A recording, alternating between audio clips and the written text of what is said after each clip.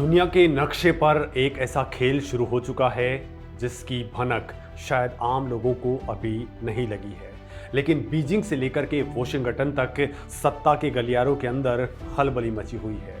दोस्तों, कल्पना कीजिए, एक ऐसा देश जो पिछले 80 सालों के अंदर शांति का पाठ पढ़ रहा था, जिसने अपनी सेना तक को केवल सेल्फ डिफेंस फोर्स तक का नाम दिया हुआ था, वो अचानक से दुनिया की सबसे बड़ी महाशक्ति को सीधे युद्ध की धमकी देने लगे और इस पूरे मास्टरस्ट्रो के केंद्र में कोई और नहीं बल्कि भारत हो। दोस्तों, बात सिर्फ कुछ अरब डॉलर्स की डील्स या फिर रूटीन डिप्लोमेसी की नहीं है। आज का दिन जियोपॉलिटिक्स के इतिहास के अंदर एक ऐसा टर्निंग पॉइंट बनने जा रहा है जो अगले 50 सालों तक ग्लोबल ऑर्डर तय करेगा। जापान की नई प्रधानमंत्री सनाए तकाइची दिल्ली की जमीन पर कदम रख चुकी हैं और उनके ब्रीफकेस के अंदर सिर्फ इन्वेस्टमेंट के कागज नहीं हैं, बल्कि चाइना को घेरने का एक ऐसा चक्रव्यूह है जिसका ब्लूप्रिंट सीधे तौर पर भारत के पूर्वोत्तर राज्यों से होकर के गुजरता है। लेकिन दोस्तों, क्या वाकई जापान इतना ताकतवर हो चुका है कि वो ड्रैगन से सीधे भिड़ सके, या फिर इस पूरी बिसात का असली तुरुप का इक्का भारत ही है? इसके साथ ही दोस्तों, भारत और जापान मिलकर के अमेरिका की असली ताकत यानी कि उसकी डॉलर की रीढ़ को कैसे तोड़ने वाले हैं, कैसे आज उसके पूरे के पूरे फाइनेंशियल सिस्टम के ऊपर भारत और जापान मिलकर के उससे हाईजैकिंग करने की तगड़ी कोशिश करने वाले हैं। तो दोस्तों, आखिर होने क्या वाला है?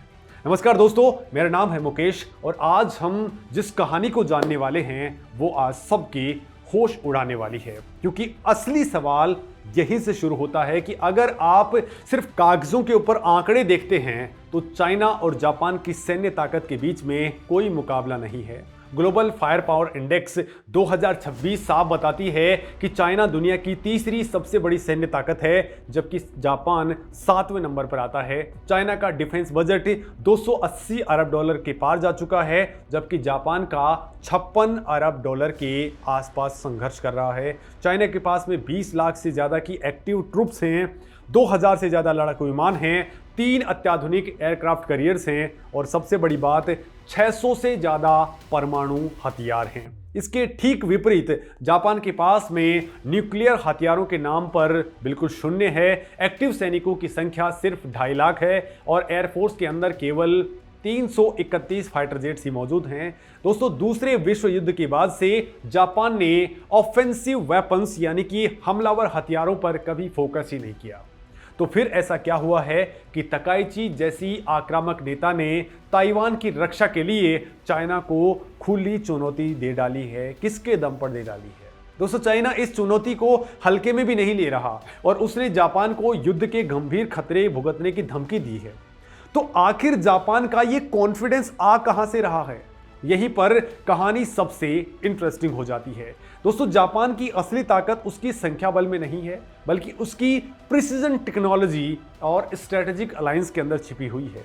दोस्तों, भले ही चाइना के पास में हजारों लड़ाकू विमान हो, लेकिन जापान की माया क्लास डिस्ट्रॉयर्स और उसके सोर्यू व ताइगोई क्लास की सबमरीन्स दुनिया के अंदर सबसे शांत और घातक मानी जाती हैं।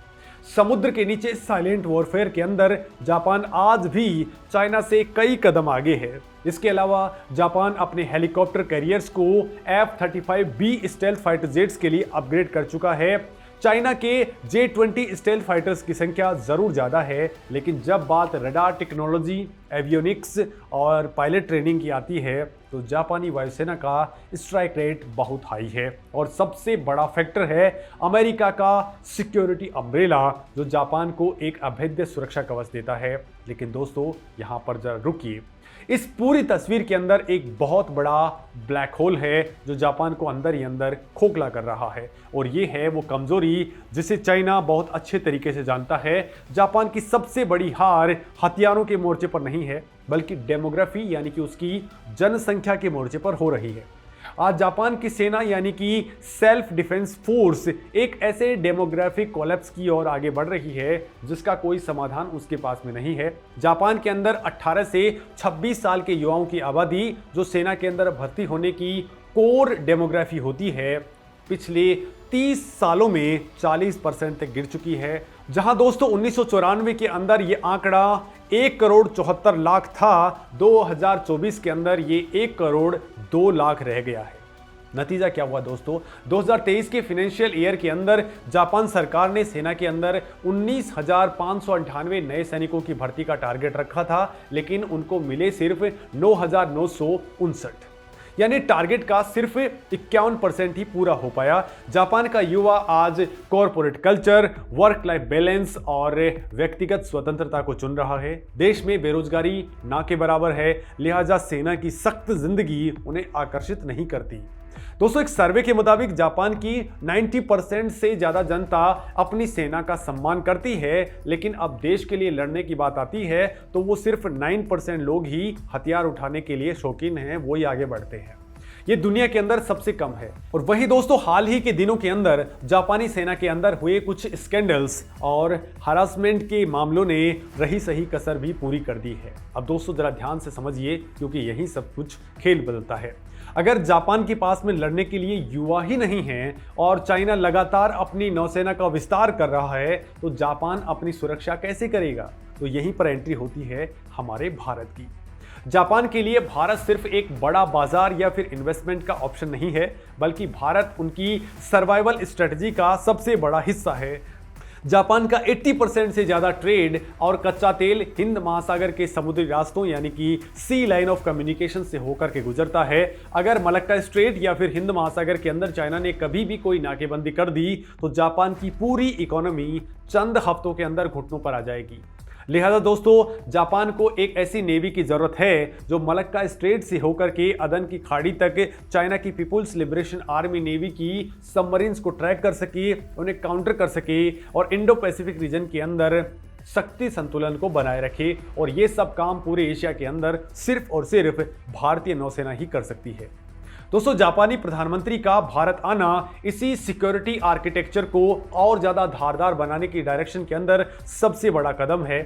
क्वाड की नींव भले ही पहले रखी जा चुकी हो, लेकिन अब इसे एक मिलिट्री और स्ट्रेटेजिक अलायंस में बदलने का दबाव बढ़ता जा रहा है। लेकिन दोस्तों, क्या ये सिर्फ हथियारों और सेना की बात है? तो ऐसा बिल्कुल नहीं है। जियोपॉलिटिक्स के अंदर असली युद्ध हमेशा इकोनॉमी के मैदान में लड़ा जाता है और भारत और जापान मिलकर के एक ऐसा इकोनॉमिक मास्टर स्ट्रोक चलने जा रहे हैं जिसने अमेरिका तक की नींद उड़ा दी है। हम बात कर रहे हैं डी डॉलराइजेशन की।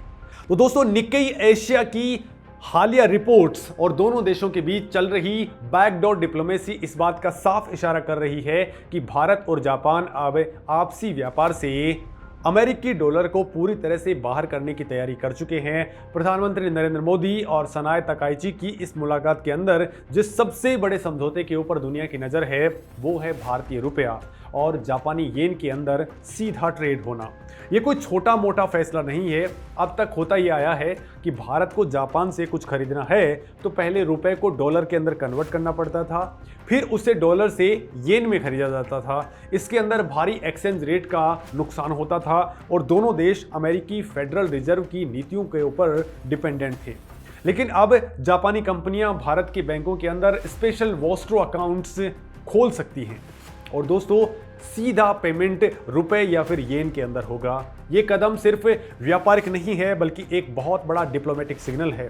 जापान जो हमेशा से अमेरिका का सबसे करीबी सहयोगी रहा है, वो अब अपनी स्ट्रेटेजिक ऑटोनॉमी की तरफ आगे बढ़ चुका है। दोस्तों, साल 2025 और 26 के वित्तीय वर्ष के अंदर दोनों देशों के बीच में 27.5 अरब डॉलर का जो व्यापार हुआ, अगर वो डॉलर के बिना होने लगे तो इससे भारत के रुपए को एक ग्लोबल करेंसी बनने में जो बूस्ट मिलेगा वो अकल्पनीय है। चाइना भी लंबे वक्त से युआन को प्रमोट करने में लगा हुआ है, लेकिन भारत और जापान का ये गठजोड़ एशिया के अंदर एक नया पैरेलल फाइनेंशियल सिस्टम खड़ा कर सकता है जो भविष्य में किसी भी पश्चिमी सैंक्शन या दबाव से पूरी तरह से मुक्त होगा। दोस्तों, जो बात सामने दिख रही है, असली खेल उससे कहीं बड़ा है। आपने अक्सर सुना होगा कि जब भी कोई विदेशी राष्ट्राध्यक्ष भारत में आता है तो वो दिल्ली, मुंबई, गुजरात या बेंगलुरु जाता है, लेकिन जापानी प्रधानमंत्री की इस यात्रा में सबसे बड़ा फोकस भारत का पूर्वोत्तर यानी कि नॉर्थ ईस्ट है। दोस्तों, अचानक से जापान भारत के नॉर्थ ईस्ट पर इतना पैसा और इतना ध्यान क्यों लुटा रहा है?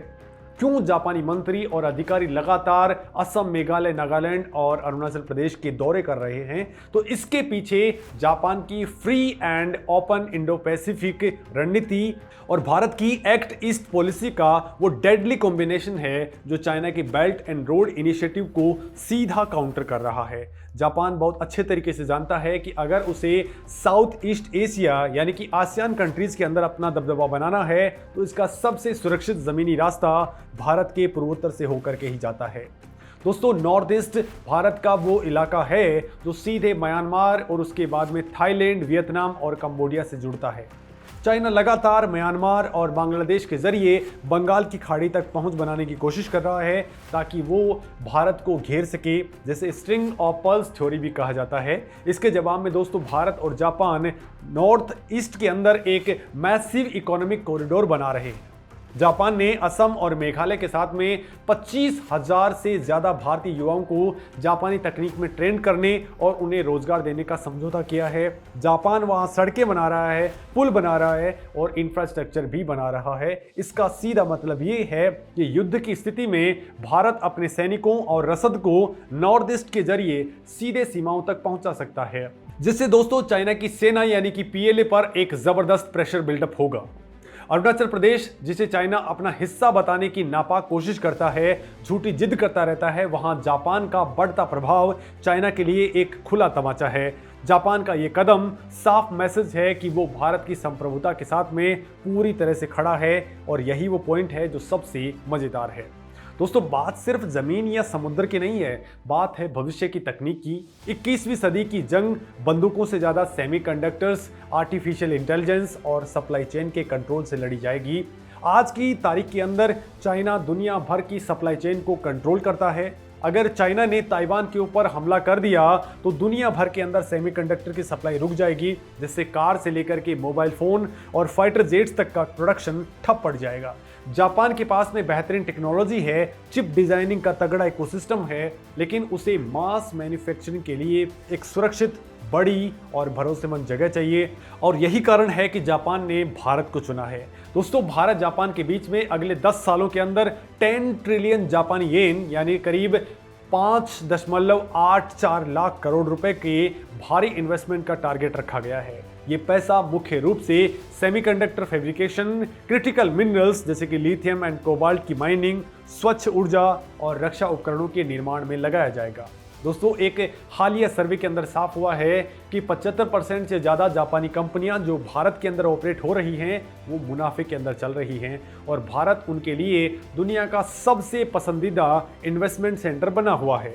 जापान अब अपनी कंपनियों को चाइना से निकाल करके भारत में शिफ्ट कर रहा है, जिसे चाइना +1 स्ट्रेटजी कहा जाता है। दोस्तों, Mumbai Ahmedabad bullet train project तो सिर्फ एक झांकी है।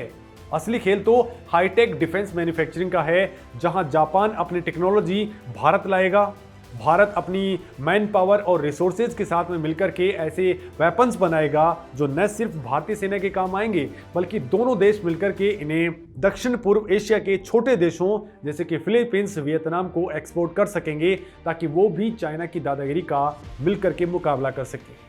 दोस्तों, जरा सोचिए, एक तरफ भारत की डेमोग्राफी है, हमारी युवा आबादी है और हमारी आक्रामक रक्षा रुख है, साथ ही दूसरी तरफ जापान का पैसा है, उसकी विश्व स्तरीय तकनीक है और उसका ग्लोबल डिप्लोमेटिक वजन है। दोस्तों, जब ये दोनों मिलते हैं तो ये सिर्फ एक द्विपक्षीय समझौता नहीं रहता, ये एशिया की धुरी बदलने वाला एक जियोपॉलिटिकल भूकंप बन जाता है। प्रधानमंत्री मोदी और ताकाइची की हैदराबाद हाउस के अंदर होने वाली मीटिंग सिर्फ व्यापारिक एमओयू साइन करने के लिए नहीं है, बल्कि ये आर्थिक सुरक्षा सहयोग के ऊपर संयुक्त घोषणा को जमीन पर उतारने का आखिरी चरण है। ये दोनों देश अब साइबर सिक्योरिटी, अंतरिक्ष तकनीक और डीप सी एक्सप्लोरेशन के अंदर संयुक्त अनुसंधान कर रहे हैं। इस पूरे घटनाक्रम में दोस्तों हमें ये नहीं भूलना चाहिए कि दुनिया इस वक्त एक भयानक अस्थिरता के दौर से गुजर रही है।